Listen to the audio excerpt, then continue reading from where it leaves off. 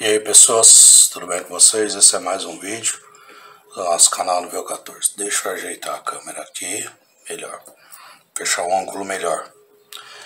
E esse aqui nós vamos estar dando continuidade à nossa playlist, explicando esse conflito do Oriente Médio, conflito de judeus e mundo árabe.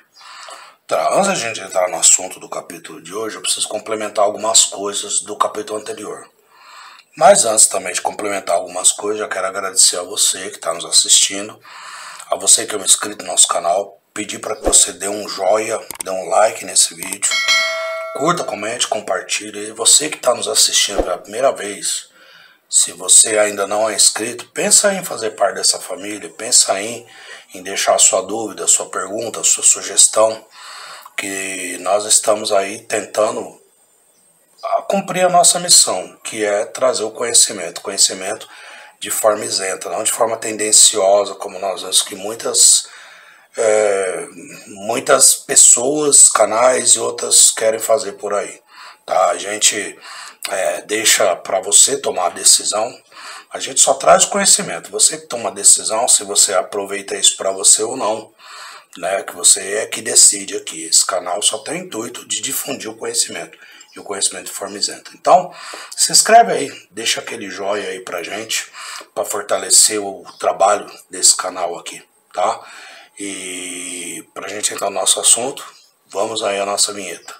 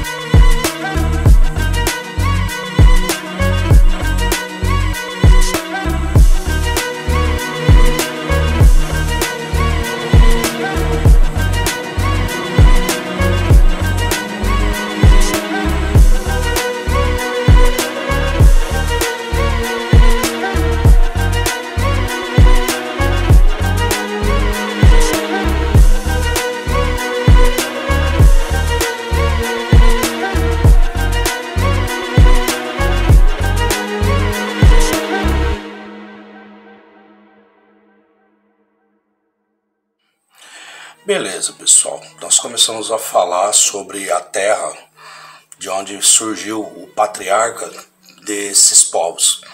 Você sabia que, por um lado, nós temos os judeus e nós temos os árabes. Eles possuem a mesma raiz, a mesma descendência, ou seja, por que você muitas vezes ouve falar do termo Guerra Santa? Porque são irmãos, praticamente, são irmãos que estão brigando por uma terra que foi prometida por um ser divino. Então, a grosso modo, explicando, claro que nós vamos desenrolar no passar desse vídeo, a grosso modo explicando. Abraão, começamos a falar desse homem, que ele veio de Ur dos Caldeus, e ele recebeu uma chamada. Ele era filho de Tera, e ele tinha 2 irmãos, né? O que ocorre com Abraão é que quando ele recebeu essa chamada, quando o pai dele saiu da terra de Ur dos Caldeus e foram morar em Harã, que é uma outra cidade, Abraão recebeu essa chamada. Aí, nesse meio aí, há um certo debate acadêmico, que alguns falavam que Abraão ele era politeísta, ele adorava deuses sumérios, né? E outros já dizem que não. Outros dizem que Abraão ele sempre foi uma pessoa isenta desse movimento de politeísmo. Mas não importa. O que importa é que tanto os judeus, como os árabes, como os cristãos, eles abraçam e coadunam com a ideia de que Abraão ele ouviu uma chamada de um Deus desconhecido, que era um Deus desconhecido para aquelas terras. Para os judeus é o Deus Yahvé. Para os cristãos Jeová, né, porque esse Deus tem um nome, ele não é apenas chamado de Deus, ele tem um nome, como eu, você, nós temos um nome. E para os árabes, para os muçulmanos é Alá. Então esse Deus ele tem um nome. Então esse Deus diz que ele chamou Abraão para pegar a sua família, sair daquela terra, da parentela dele, e uma terra que ele ia guiar ele e ia dar a sua descendência. Só que, tem um porém, aí a coisa já começa a ficar meio estranha, vamos por assim dizer. Porque Abraão tinha 75 anos de idade, ele não tinha descendentes. Então ele pegou a esposa dele, Sara, que era irmã por parte de pai, o nome dela era Sarai na época. Então Abrão e Sarai pegaram o sobrinho Ló, pegaram ali parte da sua herança, dos seus empregados, e foram embora para aquela terra, peregrinaram até acabar no Egito.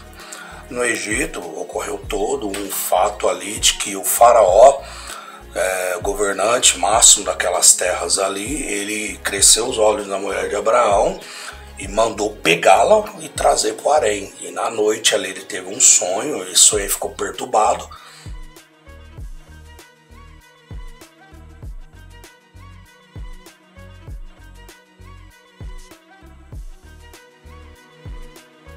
E aí mandou devolver a mulher de Abraão, dar alguns presentes. Com certeza no meio dos presentes veio a escrava egípcia Agar, que foi dada como serva para a mulher de Abraão, porque era comum, até hoje, né, praticamente. Hoje as pessoas falam que você não pode mais ter escravidão, mas é só você andar aí para umas fazendas no nosso Brasil, aí para outros lugares, tem muita escravidão.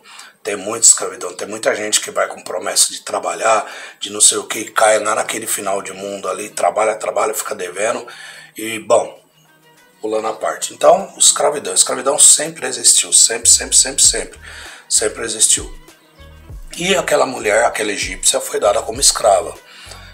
E aí eles peregrinaram, e você vê que o Alcorão, ele começa a ver em Abraão uma figura de um profeta.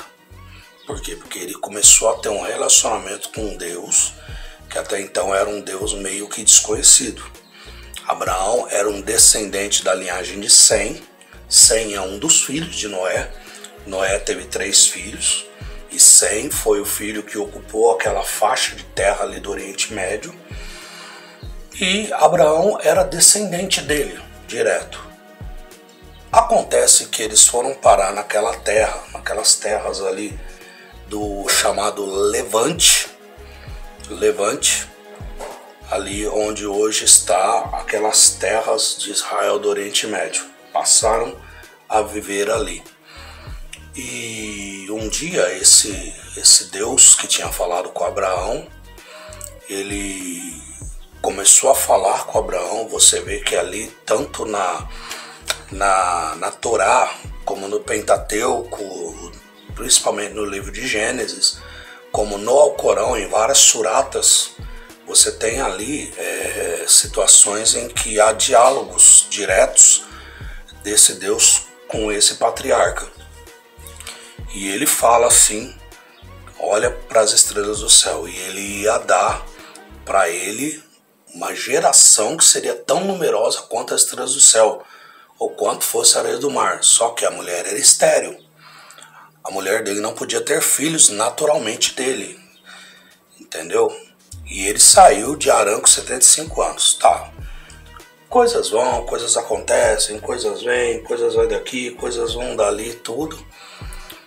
A mulher de Abrão, Sarai, vendo que ela ficando velha, não ia ter como, seus sua genitália tinha perdido o vigor para dar a vida e coisa e tal assim, ela propôs que Abraão tivesse um filho com Agar e ele seria descendente, porque Abraão já estava para soltar os seus descendentes ali na mão do sobrinho dele. E o sobrinho dele também tinha seus servos, seus escravos, suas possessões, seu gado, suas coisas. Então, quando Abraão tinha a idade de 86 anos, nasceu o seu primogênito, Isaque.